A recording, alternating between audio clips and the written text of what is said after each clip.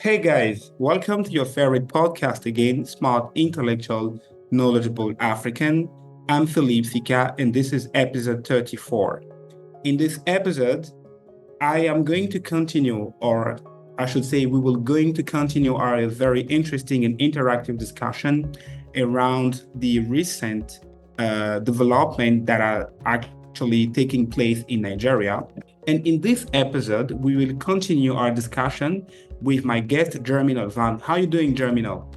I'm great, thank you. Great to be here. Yeah, you're ready to continue sharing your powerful perspectives on this very interesting topic. Yeah. Well, I have a question for you. How do you feel about, have you heard about oil mafia? No, I've not.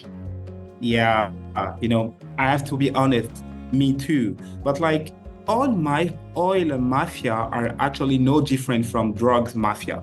So if you think of like people like Pablo Escobar or El Chapo, Guzman, all these famous drug leaders. Drug lords. Exactly, drug lords, you also have their equivalent in the oil industry.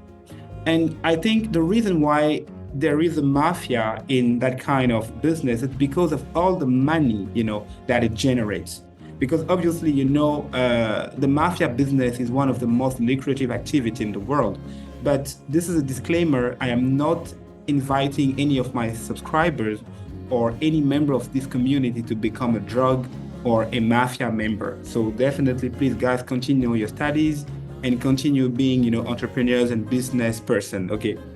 So with the Nigerian example, Aliko Dangote, in one interview to the Afrexim, at the Afrexim, annual meeting, confessed that he faced a lot of threats, while, trying to develop and build the refinery. Mm-hmm. And one of the challenges that he had to face was to deal with threats from, oil mafia. And he even confessed that they are even scarier than the drugs mafia. So, which is quite weird, because you would think that like Africa is a poor continent, and I'm putting poor in quotes because we are not poor, we are rich. We are just like evolving in an environment that is not conducive for development, but we are not poor. But be that as it may, you may think that when one person is waking up one morning and trying to actually, like develop or implement a very interesting idea, that person should benefit from the support of everyone. But it's very surprising to hear that, despite of all your good intention, you are still faced with, threat and challenges. Like, what do you think of that, Germinal?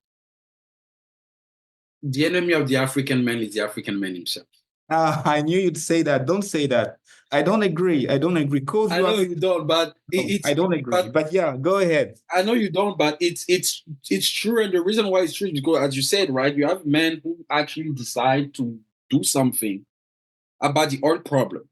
He's actually an entrepreneur by definition. Is a man who solves problems, and he gets rich by solving problems. That's it. And here's a man who wants to solve a problem that will actually improve the livelihood, the living standard of an entire country, even an entire sub-region. And who are preventing him from doing that? It's not the Europeans. It's not the Asians. No, come on, Germany. We don't know. I'm asking you, who is preventing him? I'm asking you. It's people. It's people. Where are they from? What is people this?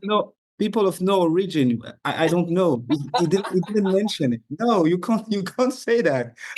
I'm asking you, who prevented Aliko Dangote from doing what he does best, solving people's problems?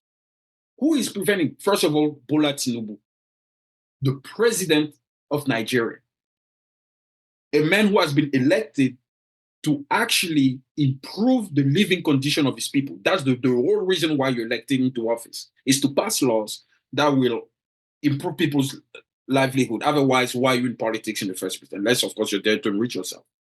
That's him, number one. Number two, the people around him, or the bureaucrats. There's a reason why for 28 years, they did not want to to activate the refineries to transform the oil. Yeah, exactly. So that's my point. So when I say that the enemy of the African is the African man himself, you know deep down I'm not wrong about that. No. I still don't agree, because in addition to President Tinubu, the government, there are also international people, the international market. Do you think companies like Shell It's true that and British international Petroleum? market. It's true that the international market would be part of it, because if it actually transforms the oil, they have to pay higher cost for that oil, because when they buy that crude oil, they buy that at pennies on the dollar, very low prices, because it's just crude oil. This, as I said in the previous episode, I said when manufacturers buy a commodity, they're the one who set the price. You remember Ufwe made a very visionary, we even call it Ufwe visionnaire. He made a visionary talking point in 1987. He was sitting between Mitterrand and Mobutu. And he talked about like how we are weak because we cannot negotiate, we cannot bargain the price of our commodities with not just European, but with international manufacturers. Why is that? Right? Why is that?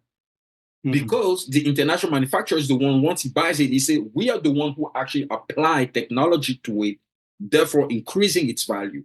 We're the one actually bringing the real value to it, and then people can use it. So it's the same with oil. So now when Dangote said that he wants to transform that oil into consumable products such as like gasoline or other consumable product that you can use oil for, even international manufacturers don't like it because they have to pay a higher cost. They have to pay higher cost. They will have like the percentage they will get from the partnership will be lower than what they get with government. Because don't forget, people who are enriching themselves in government, they're not creating value. Value is always created in the private sector, never in the public sector. Even when we say, oh, government is creating roads, let's talk about that. Government doesn't create roads. Government hires private companies to build the road for it. Government doesn't create anything, nothing at all. The only thing government creates is money and laws. And the money that government creates actually creates inflation. Okay, right. I know. I knew you'd say that. I know your point, definitely. Exactly. So but it's important for people to understand the role of government and why I am so, not that I'm not against government, but I think government has to stay within its original framework. And that's why I always say it, and you and I, we disagree on that. It's not the role of the government to control or to dictate the allocation of economic resources. It's not its role. The role of government is to implement laws that will facilitate access to economic resources, to production and distribution. So what I mean by access? The ability to easily create a business, to get rid of licensing laws. Don't get me wrong, there's some industry where you actually do need licensing to, like, if you want to become a doctor, you do need like to go to med school, pass all the exams, and then open your practice. You want to make sure that the doctor who has his own practice is someone serious who knows his job. Same for a lawyer. Same for people in the pharmaceutical industry, right? So there's some industry where I agree that we need some regulations, absolutely. But for someone who wants to become a esthetician, you don't, like, here in the United States, for example, there are a lot of laws, like just for someone to open his beauty salon. So it costs you more to open your beauty salon. Like, you give more money to the government than you keep it to actually reinvest in the business. So that's why I talk about permissive laws. It's important. That's how an economy, a society prosper. You have to put loose laws that will facilitate people's access to economic resources. For example, in Ivory Coast, we have people who do the pain brochette. This is a very good business, but it's informal. If we had laws that actually facilitate access, they can professionalize it. The guy form his limited company around it and he hired two, like his friends or maybe his brothers or sisters. Okay, let's have two or three standing and we get going. You see what I mean? And pain brochette is a very profitable business if you think about it. Those guys, They usually come around 4 o'clock and they're there until 8, 9. And between them, they make considerable money. So it's not the royal government to dictate how to allocate resources. How can you allocate resources when you don't even create the resource in the first place? That's my issue with government. Like you don't create anything, and you're the one who dictates where things should go. That doesn't make sense. So to come back to the Dangote issue, it's Nigerians primarily who are preventing this man to uplift his people. And the international manufacturers are supporting those Nigerians, the mafia, to go against it. It's all about incentive. Yeah. So is it safe, or in your opinion, do you think that in addition to the challenging environment when it comes to access to finance, there's also another challenge that is actually coming from government and the local market? Do you think that's another hurdle that any African investors, with good ideas, wanting to uplift and improve the economic and social welfare, of its citizen, might actually face whenever, wanting to disrupt the status quo? Oh yeah, because if your own government is preventing you from doing the good that you want to do for your people, then yeah, it deters people from wanting to invest. Because at the end of the day, people will always go where there are permissive laws. A state or a country that has laws that facilitate the creation of businesses, if you notice, those places have a very high living standard. Look at Switzerland, look at Liechtenstein, Luxembourg. Those places have very high living standard because they say, hey, you want to start a business? No problem, come over. Or look at Mauritius in the Indian Ocean. Those places, they have very permissive laws. But when you have laws that make it hard for everything, you push foreign investments away. And you always, especially in the case of Africa, Africa strongly needs foreign investments because we don't have a strong domestic productive capacity. That's the problem. We don't have that because we still rely on rentier economics. So most of the investments that African countries have come from anywhere else but from Africa, but from the local champions to start with. So it's difficult. So that's why it's important, as I say, it's important, like at the end of the day, the true wealth of a nation is not in the amount of commodities it has. It's not in the amount of gold or whatever. It's in its people. Look at Japan. That I agree. On that, I agree. I can even clap my hands for you. I would be shocked if you did not agree. I'm like, what is wrong with you, man? Because when you look at Japan, for example, Japan, what raw material Japan has? Rice, fish. But look why Japan is among the 5 most powerful nations on earth, because Japanese people, when you look at South Korea, they invest in the education of their people. Yeah. At the end of the day, Adam Smith wrote The Wealth of Nations. It's the most powerful book in economics to ever exist. It's 1,000 pages. Definitely. I love that book. Right? He said the wealth of a nation is not based on the amount of gold that nation has. It's not based on the amount of resources it has. It is based on its people, the people's capacity to produce. That's what I say.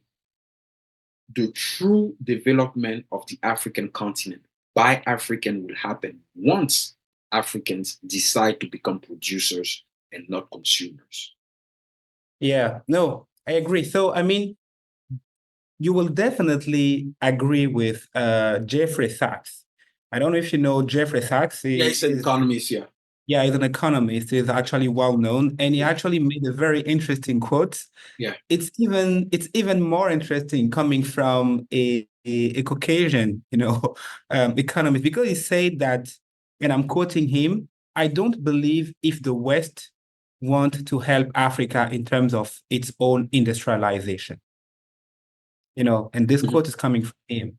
Yeah. And I think it's really powerful. But like the critical element that I am personally getting from this quote is the onus, or somewhat the onus, that is trying to be put on the West when it comes to our own industrialization. And when I say our own industrialization, I'm talking about African industrialization.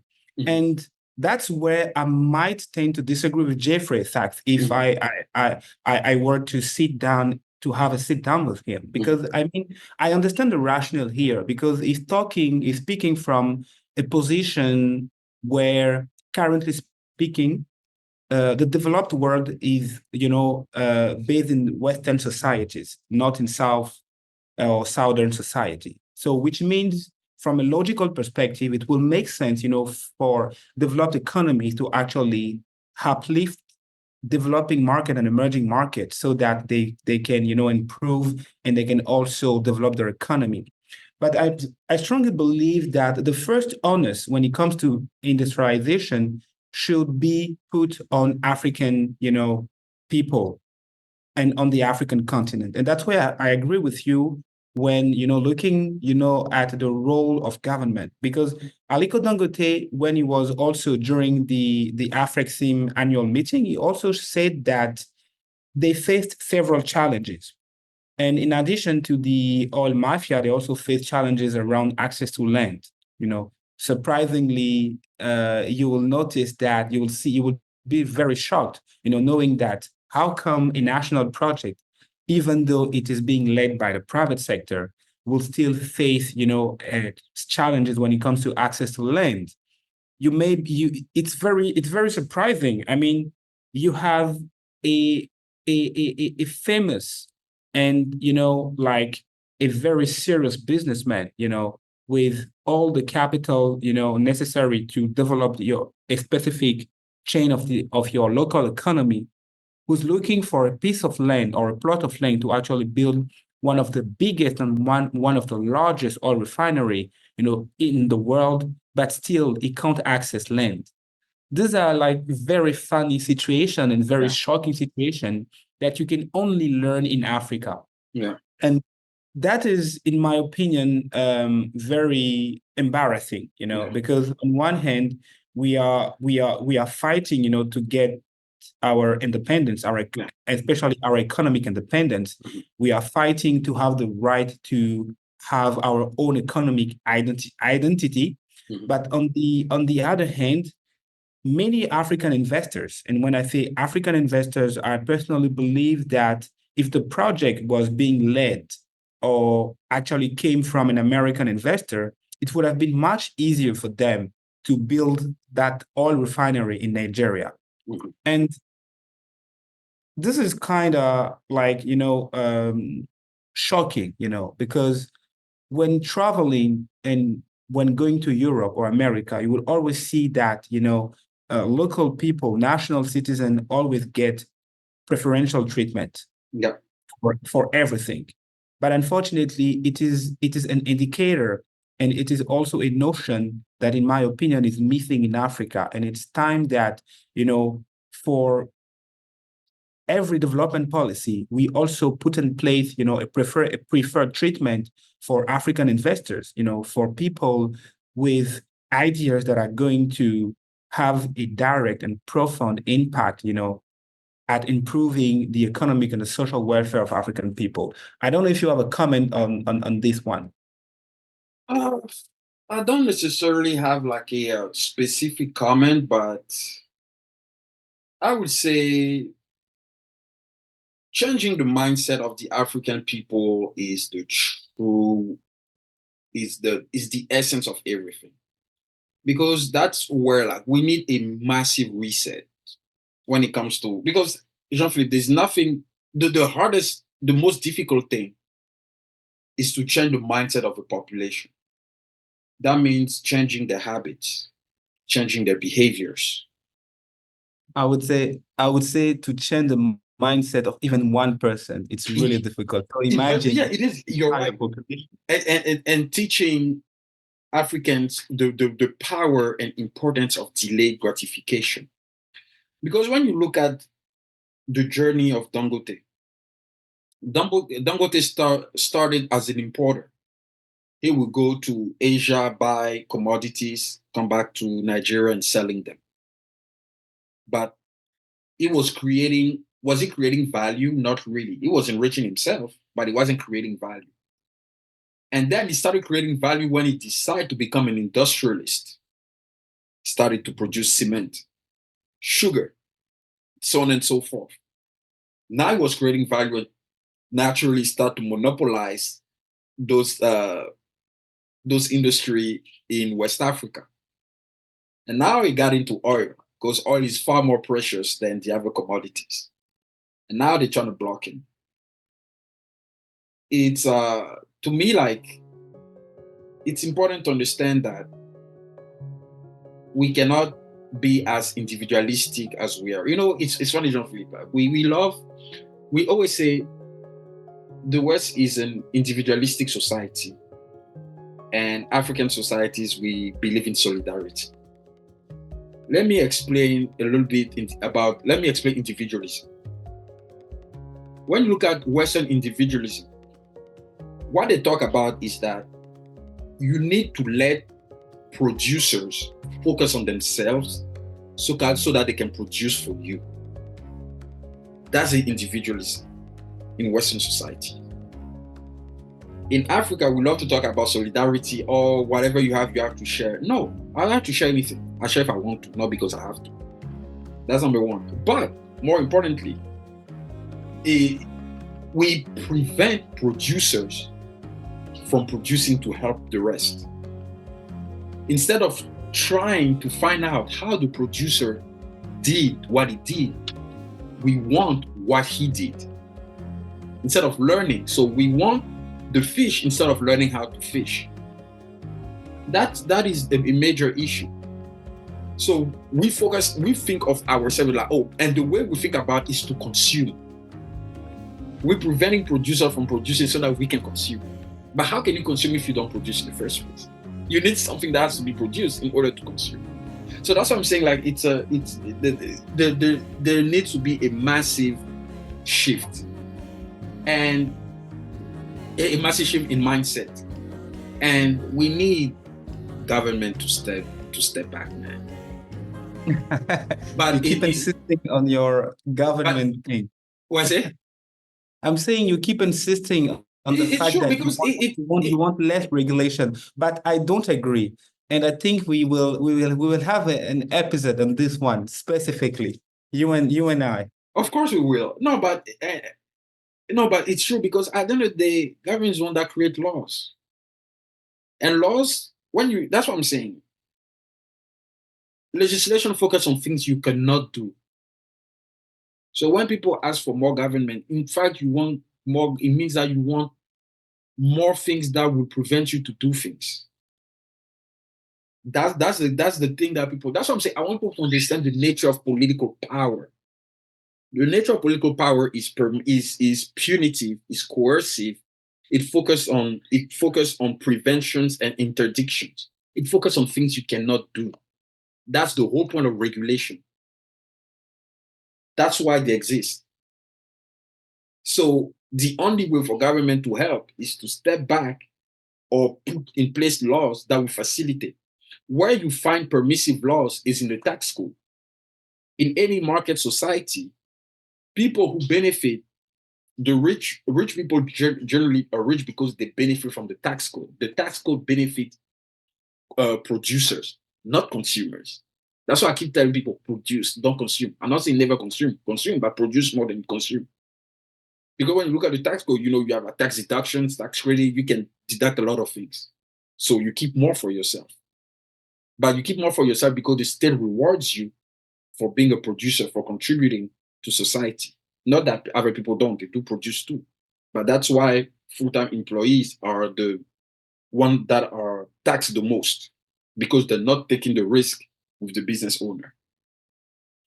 You see what I'm saying? So that's why it's important, right, to understand the role of government. And we have our debate on this. But when it comes to regulation, the society need regulation, absolutely. We do need regulations.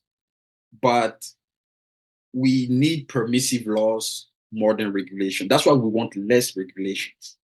Because, and that's why I know I love to refer to the United States a lot, but that when you look at American society, that's what it's about. When you look at the US Constitution, it was written to limit the power of government because government by nature is coercive. It focuses on what you're not supposed to do. So if you want more government, that means you have less freedom, less liberty.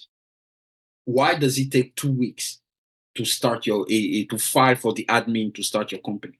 Here it takes 5, 10 days. Why does it take 2 weeks back home? People are not serious. Too many laws. Loosen up. Make it easy for people. Because when you make it easy, even you give the possibility to the small guy to have a shot. That's what I'm saying, Jean-Philippe. Imagine that we can professionalize pen potion. Do you know how many people will be lifted out of poverty just by doing that? Think about it. Like it's if you have like less laws, like enabling people. You say, oh, you want to do it? Okay, no problem. You can do it. The laws are very simple. You can do this X. That's how you reduce poverty. You don't reduce poverty by implementing a ton of laws. Doesn't make sense, but we will.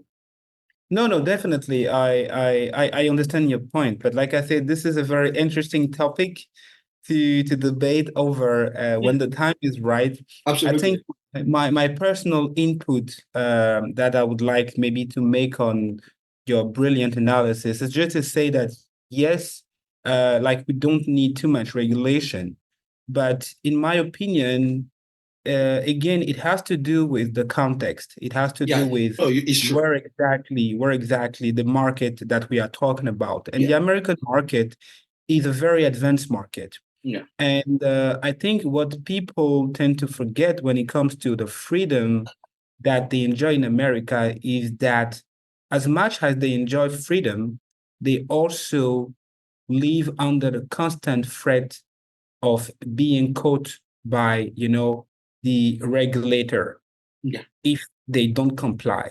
Yeah. So to me, it has to go both hands.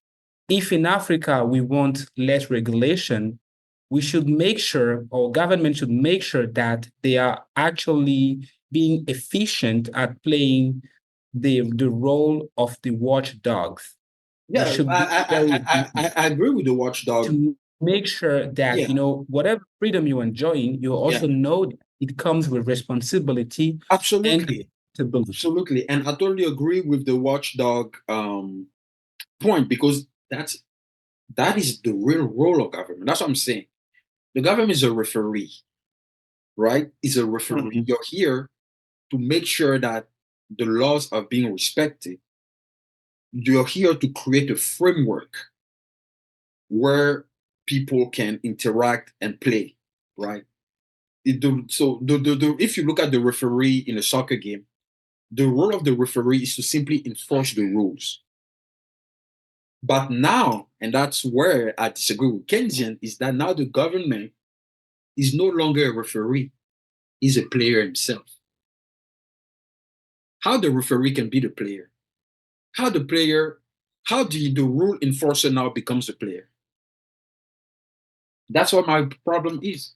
If you're just taking a step back, you're like, okay, we have the rules. We just want to make sure that everyone follows the rules and no one is above the law. No problem. That's why government exists.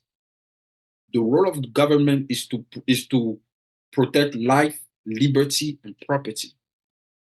That's the liberal value of government. Is to property is to that's what it is to facilitate access to resources. When we say the role of the government to protect property, that's what it means. It's that you and I, everyone can have access to resources. So when now government is the one that dictates how resources should be allocated, that we're talking something different here. I will suggest that you look into the theory, not the theory, the concept of window guidance. Window guidance is a policy, it's an informal policy from central banks that dictates which sector of activity should supply credit to producers or not. A central bank technically is a government agency, and it tells commercial banks which economic sector should have higher or lesser credit to supply to producers. They did that in Japan, and they're doing it in China, actually. You should look into it. And that's an example of government trying to directly allocate trying to allocate production distribution of resources in the economy. And it always produces suboptimal results. Always.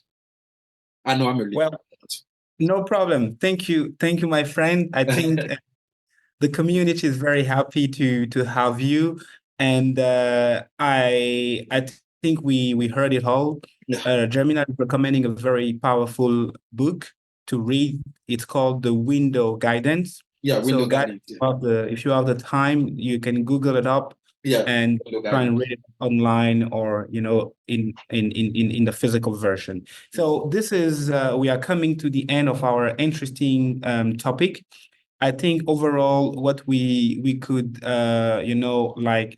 keep as a takeaway is first that in addition to the challenging environment around access to finance when it comes to African investors, there's also the challenge around the local context. And when I talk about a local context, it's the challenging environment that many African investors has to face when dealing with government officials, when also dealing with economic mafias that are created because they are gaining or benefiting from the status quo or the informality that is prevailing in a specific economic sectors. There's also very local challenges such as access to land. If, for instance, your project is within the real estate industry, and when I say real estate, I mean you have to build commercial properties in order for you to build a refinery, a oil refinery. So definitely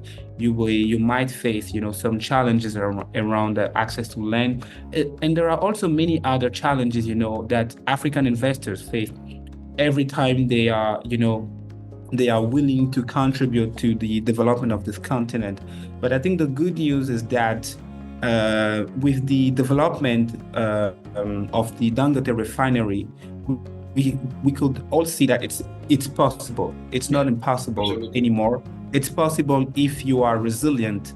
It's possible if you are well equipped. It is also possible if you have the right people, the right team, by your side to help you mitigate and navigate through these terrible and agitated waters. So thank you again. We are very happy for Dangote's success and for Nigeria's success. We wish them good luck. Definitely, this refinery will help bring the cost of petroleum down in Nigeria, which is currently at 897 naira, which is around 54 cents per liter, and also 322 francs CFA per liter. This is definitely cheaper than what we are currently paying in Ivory Coast, which is roughly 895 francs CFA per liters, which is over almost $2. This is just for you to understand and to see the discrepancies in every market. Thank you for listening to your favorite podcast, Smart, Intellectual, Knowledgeable African, the only podcast where strong realities meet powerful perspectives. À bientôt, and don't forget to subscribe and become a member of our community. Cheers.